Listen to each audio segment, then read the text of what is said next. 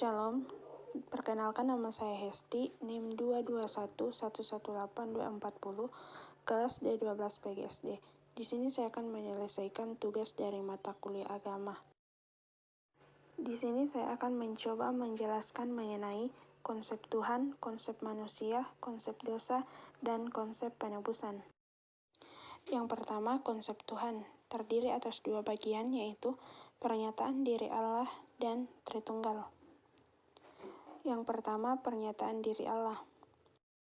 Pernyataan diri Allah melalui wahyu umum, yaitu pernyataan diri Allah dinyatakan kepada semua orang di setiap waktu dan di segala tempat. Contoh wahyu umum yaitu yang pertama, contoh alam. Bisa dilihat dalam kitab Mazmur yang berbunyi, langit menceritakan kemuliaan Allah dan cakrawala memberitakan pekerjaan tangannya. Contoh yang kedua yaitu melalui sejarah. Dapat dibuktikan dengan adanya patung Firaun di Mesir. Ini menunjukkan bahwa Raja Firaun memang ada pada masanya. Contoh ketiga yaitu melalui kesadaran hati, di mana setiap orang mempunyai keyakinan dalam dirinya bahwa Tuhan itu benar-benar ada. Selanjutnya, pernyataan diri Allah melalui wahyu khusus. Wahyu khusus adalah bentuk Allah menyatakan dirinya secara khusus kepada orang-orang tertentu secara spesifik di suatu waktu. Pernyataan diri Allah melalui wahyu khusus yang pertama melalui Yesus Kristus, artinya Allah menyatakan dirinya melalui pribadi atau personal kepada Yesus Kristus. Pernyataan diri Allah melalui wahyu khusus yang kedua yaitu melalui Alkitab. Allah menyatakan dirinya melalui Alkitab yang bertujuan untuk memampukan manusia memasuki hubungan dengan Allah. Konsep Tuhan yang kedua yaitu Tritunggal. Istilah Tritunggal pertama kali digunakan oleh Tertullianus sejak abad ketiga, yaitu pencipta, penebus, dan penghibur atau pelepas yang tidak dapat dipisahkan.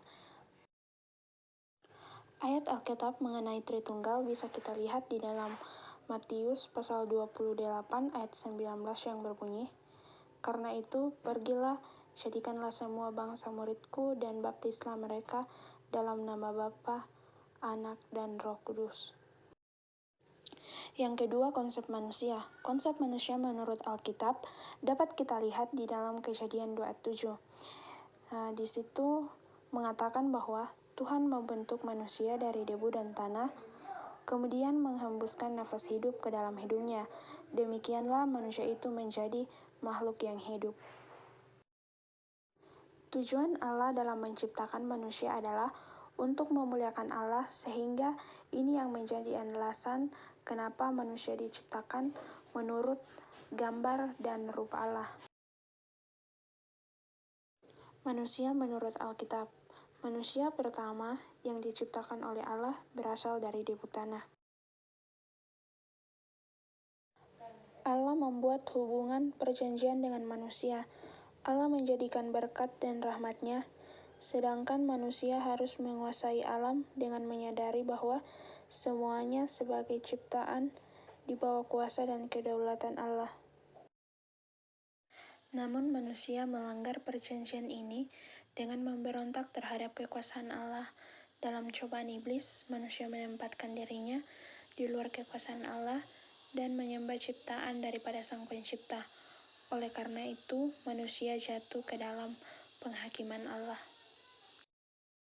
Proses manusia terbentuk sampai sekarang menurut Alkitab.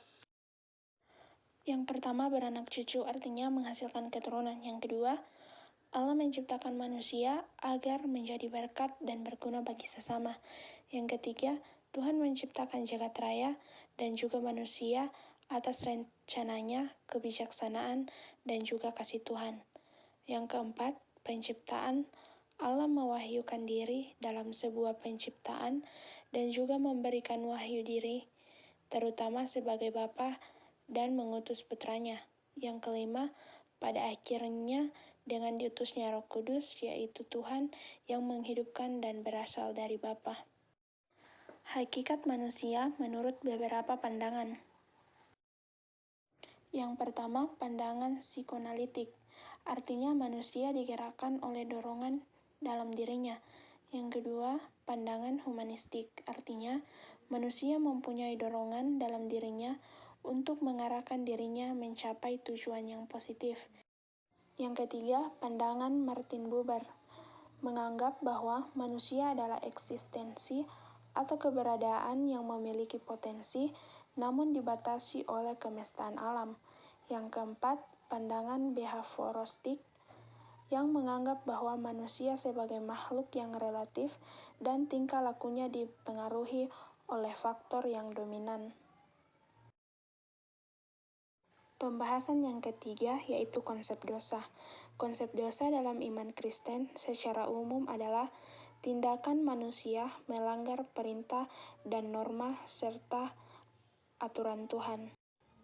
Dosa yaitu ketidaktaatan manusia dalam hubungannya dengan Tuhan melalui pemberontakan dan pelanggaran yang dilakukan oleh manusia. Dosa menurut kitab suci.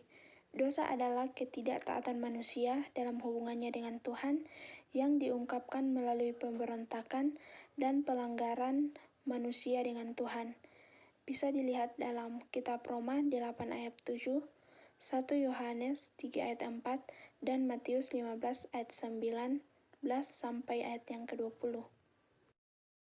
Berikut ini adalah beberapa dosa pokok, yaitu kesombongan, ketamakan, iri hati, kemarahan, hawa nafsu, kerakusan, dan kemalasan. Akibat dari dosa adalah kematian kekal, yaitu perpisahan dengan Allah selama-lamanya.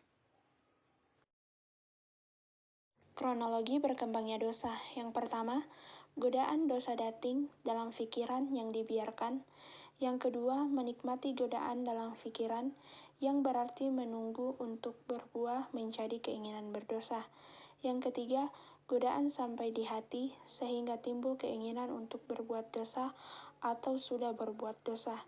Yang keempat, keputusan untuk berbuat dosa.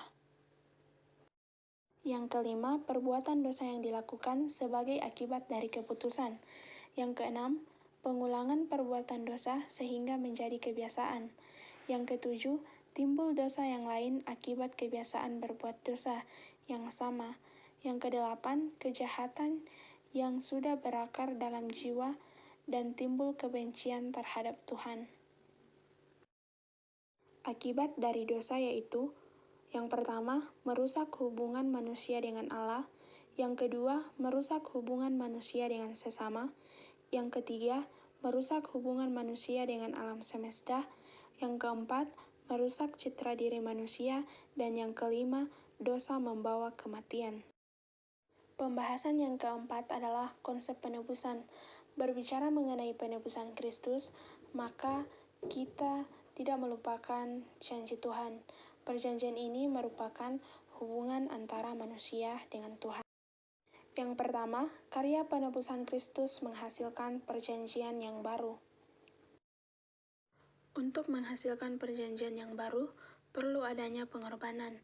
Dan pengorbanan Tuhan Yesus merupakan pengorbanan yang agung. Artinya, tidak ada seorang pun yang pernah mengalami kematian seperti kematian yang dialami oleh Kristus. Ia telah dibuat menjadi dosa karena kita.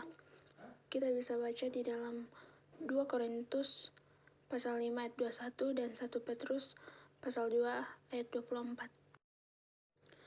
Nomor 2, karya penebusan Kristus menghasilkan pengampunan. Karya penebusan berupa pengampunan itu berarti pembebasan dari suatu yang jahat dengan pembayaran suatu harga, artinya lebih dari pembebasan saja.